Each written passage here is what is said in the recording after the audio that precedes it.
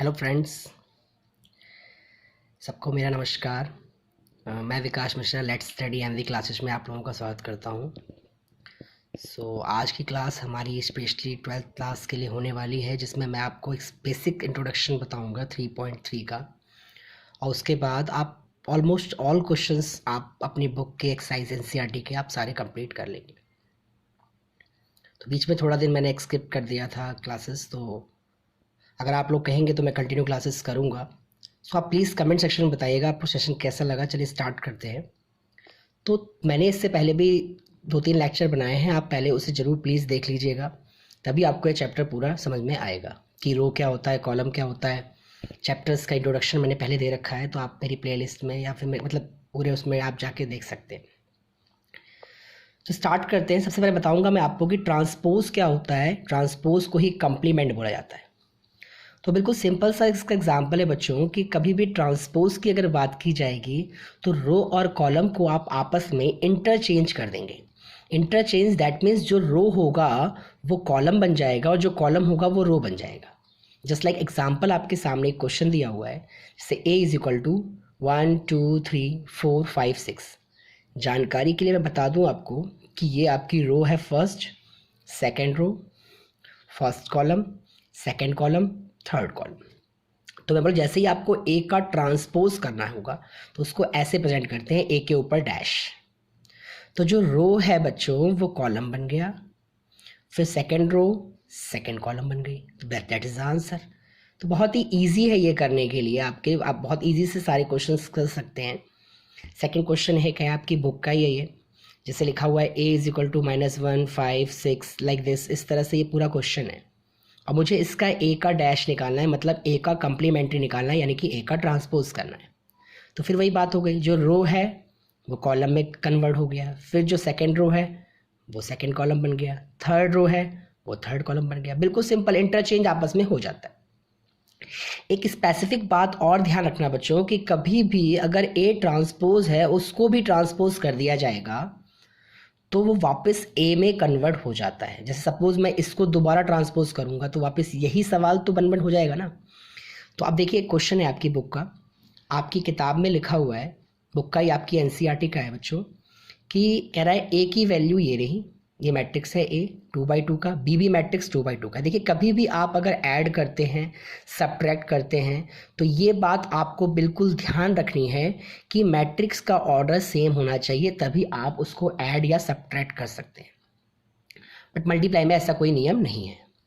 Multiply का कुछ और ही नियम है, मैंने आपको पहले बताया था। अब यहाँ क्वेश्चन ने कहा है फाइंड करो ए प्लस बी और उसका कंप्लीमेंट यानी ट्रांसपोज।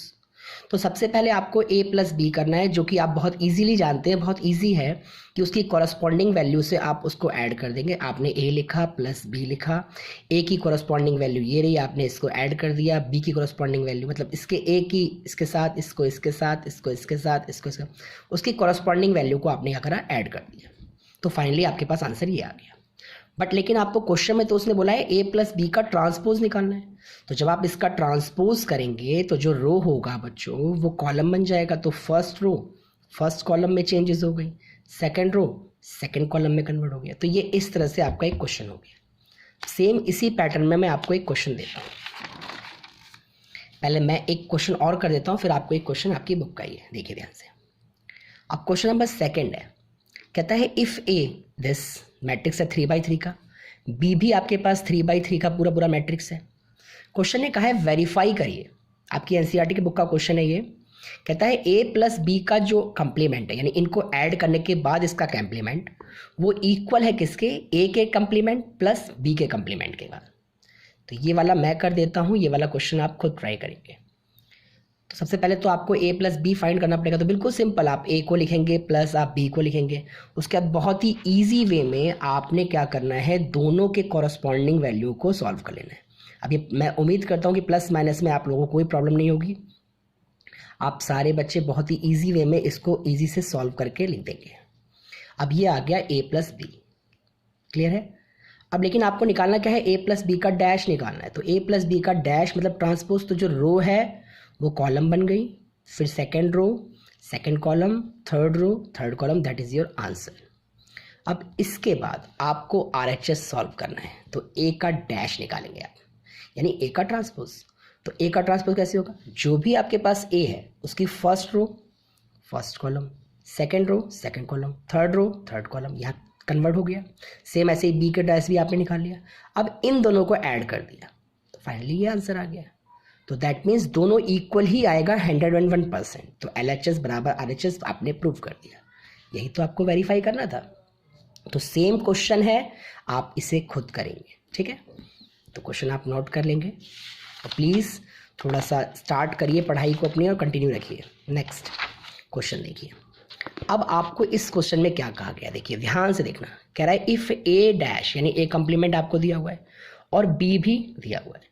अब इन दोनों को तो मैं ऐड नहीं कर सकता क्योंकि इसका ऑर्डर और इसका ऑर्डर अलग है, बट क्वेश्चन ने तो आपसे कुछ और ही बोला है। क्वेश्चन ने आपसे कहा है कि a प्लस बी का डैश इक्वल टू में a का डैश प्लस b का डैश। अब क्वेश्चन ने आपसे चालाकी करी,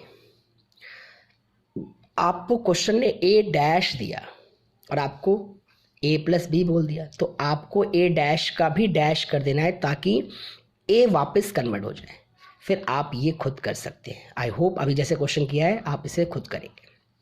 कोई दिक्कत आएगी तो आप बताना कमेंट सेक्शन में, मैं इसे सॉल्व कर दूँ।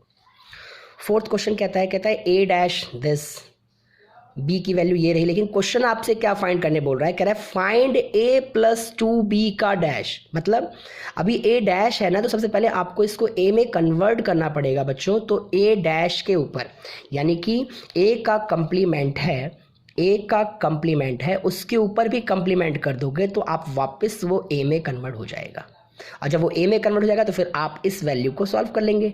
ये ट्वाइस ऑफ बी करना आपको आता ही होगा। आप बी को पूरा 2 से मल्टीप्लाई करके दोनों को ऐड कर देंगे, तो जो भी वैल्यू आएगी उसको ट्रांसपोज कर देंगे। तो बहुत ईजी है, आप इजी से कर सकते हैं। इसका एक क्वेश्चन मैं कर देता हूँ, फिर आपको एक सेकेंड क्वेश्चन मैं आपको दूंगा, बिल्कुल सेम आपकी बुक का 5th क्वेश्चन है ये, NCERT का। कहता है for the matrix A and B, आपको गिवन है, वेरीफाई दैट। कह रहा है ए और बी को मल्टीप्लाई करो और उसका डैश इक्वल टू में बी का डैश और ए का डैश। इसका मतलब ये दोनों इक्वल होने चाहिए, ये प्रूफ करना है। आपको ए दिया हुआ है, ठीक है। ये कितने बाई का कितने मैट्रिक्स है, ये आपको पता है 3 रो है, एक है, तो ये 3/1 का मैट्रिक्स है, तो ये हो गया 3/1 का मैट्रिक्स, ठीक है।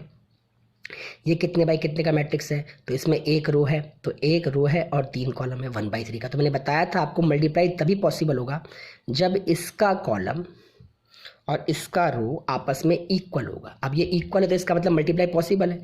तो ये जब ए बी मल्टीप्लाई होगा तो 3/3 का मैट्रिक्स बन जाएगा आपके पास, यानी कि 3/3 का मैट्रिक्स। अब आपने मल्टीप्लाई करना है और मल्टीप्लाई बहुत ईजी है, इसको इससे करा, rho into column, rho into column, rho into column, फिर rho into column, rho into column, rho into column. आप इस तरह से मल्टीप्लाई करते गए और आपने इसको इजी से लिख दिया, तो ये आपके पास आंसर आ गया। लेकिन आपको तो ए बी का डैश निकालना है।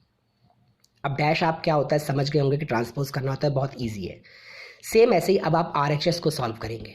LHS हो गया, RHS दिस, आपने बी का डैश निकाला बहुत ईजी से। बी आपको दिया हुआ है क्वेश्चन में, उसको डैश करा तो वो इस तरह से कन्वर्ट हो गया। आपने ए का डैश निकाला और फिर इनको दोनों को क्या करा, मल्टीप्लाई करा, जो कि बहुत ईजी है, दोनों इक्वल आ गया। तो हैंस इट इज़ प्रूव। कोई प्रॉब्लम आती है तो आप कमेंट सेक्शन में बताइएगा मेरे को। सेशन कैसा लग रहा है आप ये भी बताएंगे मेरे को कि आपको समझ में आ रहा है, नहीं आ रहा, कोई कमियां हैं तो मैं उसे दूर करूंगा। हो सकता है थोड़ा वीडियो क्लैरिटी में प्रॉब्लम हो, क्योंकि मेरे पास अभी कुछ इतना अच्छा भी फ़ोन नहीं है। मैं अपने इस फ़ोन को अपने हाथ में पकड़ कर उसके बाद ये वीडियो शूट कर रहा हूँ, मतलब बना रहा हूँ, ठीक है। तो एक क्वेश्चन आपको मैं और देता हूँ, एक क्वेश्चन और इसी का सेम है जो आपको करना है। ये क्वेश्चन है आपके लिए कि कहता है ए की वैल्यू ये रही, बी की वैल्यू ये रही, तो वेरीफाई करिए ए बी के कंप्लीमेंट इक्वल टू है बी डैश ए का डैश। ये क्वेश्चन आपको करना है, बुक का क्वेश्चन है। इतने क्वेश्चंस आप करिए, उसके बाद मैं अगली क्लास में आपको बहुत ही इम्पोर्टेंट टॉपिक बताऊंगा, साइमेट्रिक्स, स्क्यू साइमेट्रिक्स। आप बताएंगे मुझे कि ये सेशन आपको कैसा लगा, और साइमेट्रिक्स जो मैं बताऊंगा आपको और स्क्यू साइमेट्रिक्स जो बताऊंगा उसमें से आपके एग्ज़ाम में क्वेश्चन 101% पूछे जाते हैं। तो आप थोड़ा सा पढ़ाई पे पूरा फोकस करिए। अभी तो ऐसे ही लॉकडाउन है, हर कोई घर में फंसा हुआ है, तो आप लेकिन अपनी पढ़ाई को कंटिन्यू रखिए। पढ़ाई से नो कम्प्रोमाइज़ करते रहिए, पढ़ाई स्टडी करते रहिए। कोई भी समस्या है तो आप मुझे बताइए, मैंने अपना नंबर आप लोगों को दे ही रखा है। और बाकी मिलते हैं जब लॉकडाउन खुलेगा तो। और बाबा की आप स्टडी कंटिन्यू रखिए बच्चों, ठीक है। Okay bye. बताना आप जरा कमेंट सेक्शन में कि आपको सेक्शन कैसा लगा, अंडरस्टैंडिंग लेवल आप लोगों के लिए है नहीं है, और अपने आंसर्स को भी आप पुष्टि कीजिएगा, पूरे अच्छे से सेटिस्फाई कीजिएगा जो मैंने आपको क्वेश्चंस दिए। ठीक है, बाय बच्चों।